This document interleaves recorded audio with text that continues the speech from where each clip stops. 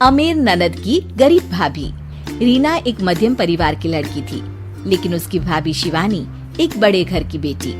शिवानी की शादी अभिषेक से लव मैरिज थी। अरे भाभी, ये कितना अच्छा सूट पहना है आपने। काश ऐसा मैं भी पहन पाती। अरे क्यों नहीं रीना, वैसे भी तुम्हारा और मेरा नाम तो एक ही है, जब मन करे पहन लेना। भाभी, आपको आपके पापा ने कितने अच्छे कपड़े गहने दिए हैं। मैं उनकी इकलौती बेटी जो हूँ।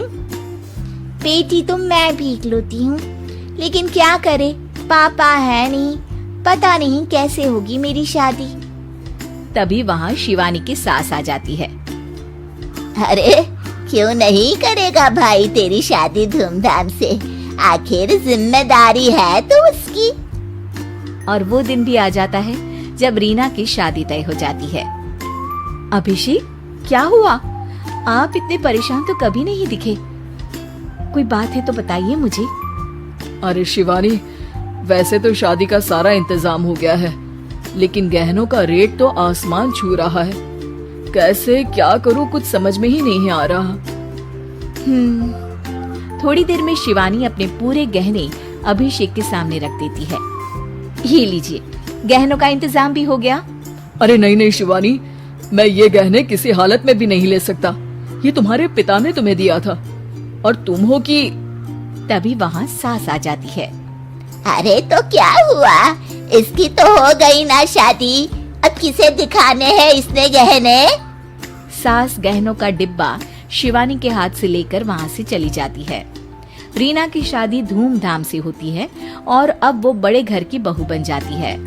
वहीं रीना की शादी के बाद शिवानी और अभिषेक उसकी शादी के कर्जों से डूब जाते हैं। मैं सोच रही हूँ नौकरी करनी शुरू कर दूं। वैसे भी पढ़ी लिखी हूँ, आपकी थोड़ी मदद भी हो जाएगी।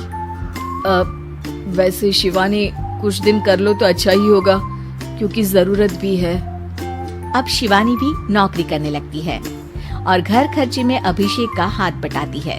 एक दिन शिवानी, रीना का फोन आया था, कह रही थी कि आने वाले त्योहार में उसके ससुराल जाना है।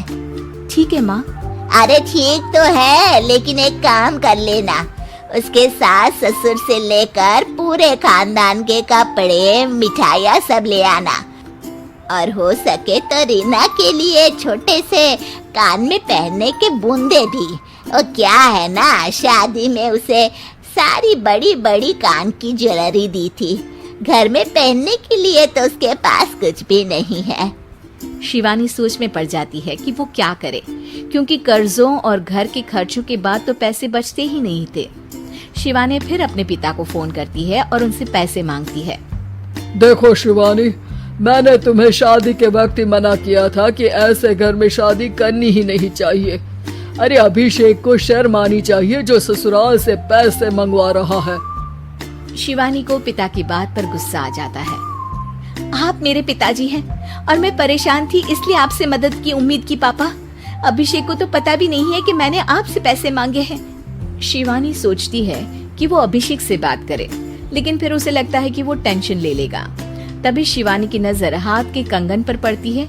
सीधे बाजार जाती है और उसे बेचकर ननद के घर ले जाने का सारा सामान लेकर आती है और सास के सामने रख देती है। हाँ ठीक है, लेकिन फल थोड़े और अच्छी क्वालिटी के होने चाहिए थे। शिवानी कुछ नहीं कहती, वहाँ से चली जाती है। एक दिन शिवानी, रीना का फोन आया था, बहुत रो रही थी। क्यों माँ, क्या हुआ? सब ठीक तो है ना उसके ससुराल में? अरे तूने तो उसकी नाक ही कटवा दी। अब मैंने क्या कर दिया माँ? कह रही थी कि बड़े घर की बहू है भाभी, जो कपड़े दिए वो ब्रांडेड भी नहीं थे। तू तो जानती है ना उन लोगों का पहनावा कितना अच्छा है। तू तो मेरी बेटी का भला कभी सोचती नहीं। हाय भगवान, अरे बड़े घर की बहू है, इसी बात की जलन है ना तुझे? लेकिन याद रख, मेरी बेटी का सोचने के लिए भगवान है। तुम लोग कभी उसका बुरा नहीं कर पाओगे। अब शिवानी के मन में सवाल था कि क्या ईश्वर सिर्फ रीना के साथ है, उसके साथ नहीं। लेकिन उसे सुकून था कि वो अभिषेक के साथ उसकी जिम्मेदारियों को निभाने में बराबरी की हकदार है। शिवानी वहां से चली जाती है। वो सास से कुछ नहीं कहती, क्योंकि अमीर घर की बहू बनकर रीना को भले ही सुकून ना हो, लेकिन गरीब घर की बहू बनकर शिवानी खुश है। क्योंकि खुशी पैसों से नहीं, परिस्थितियों पर निर्भर करती है।